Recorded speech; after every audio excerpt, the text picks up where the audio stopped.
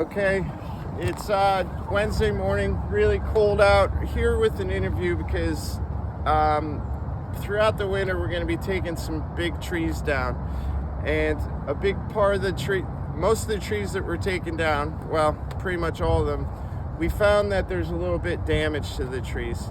So the last several years we've had some crazy trees just fall to the ground, and we're trying to eliminate that from happening first of all, but there were some dangerous trees out there. For instance, during the Invitational we had a huge tree fall on number 7 hill that was just very scary, and we want to be careful that that doesn't happen again. So I just want to explain some of what we've looked at and the trees that we've identified. Now, again, it kills me to take trees down. Like I said in the past, I'm one of the tree huggers, so I hate seeing trees be cut down. But I know what's right and what's wrong. The right answer is to take these trees down. I'm out in front of the clubhouse, and I'm going to show you why this tree's coming down. And I can't show you every tree that we're taking down. It would take too long. But this is what we've been seeing. And also, what I want to mention, I'm going to show you a tree by the driving range. Back in 2012, we had Superstorm Sandy, and we lost 120 trees that day from that storm.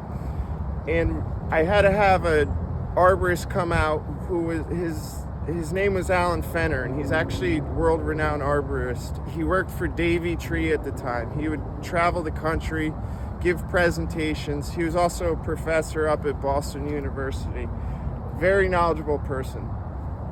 The day that he came out back in 2012, he told us that, there's 100 trees that are down, but with a hurricane in the Northeast like this, there's other potential problems down the road.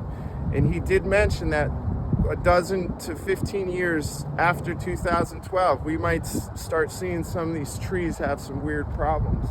I'll explain that a little bit more on the driving range because it's pretty distinctful.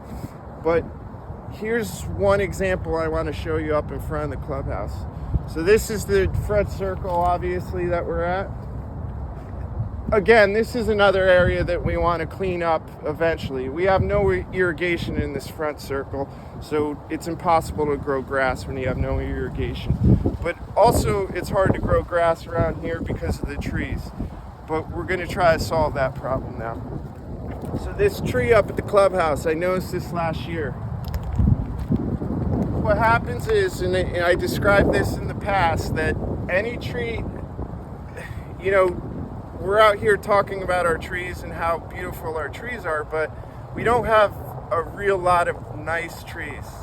A tree like this, where it splits real quick from the ground level to the canopy, this is the type of tree that's dangerous, as the split is right here. So you have 3 leads coming off of this. What happens is, down in the middle right here, right in here at the split, water gets in there. You can see this is all where there was eaten acorns. That's from the squirrels, the animals, and they dig in there, and then water comes into this crack. And when you have a heavy tree like this with 3 huge limbs coming off of it, the crack is where it's really dangerous. This is all rot in here. This whole part right through here is all rot. And this is where the tree splits. We found several of these this year happen out there. But here's the danger in this tree. And this is an immediate takedown.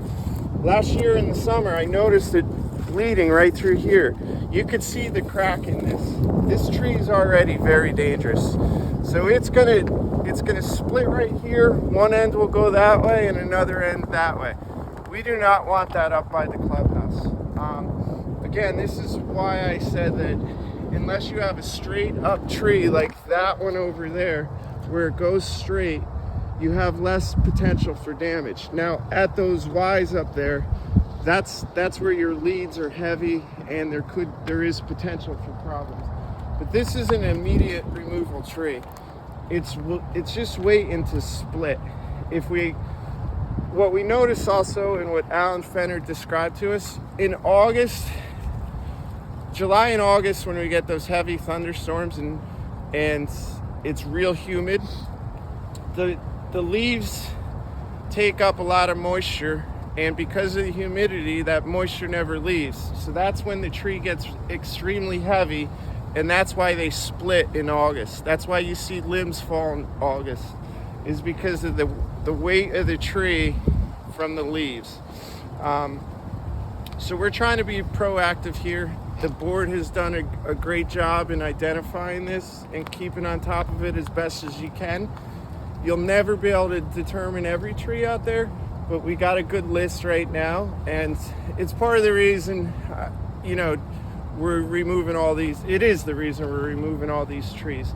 They were no-brainer trees to remove. I showed you this one. I'm going to show you another one down at the driving range to explain that a little bit.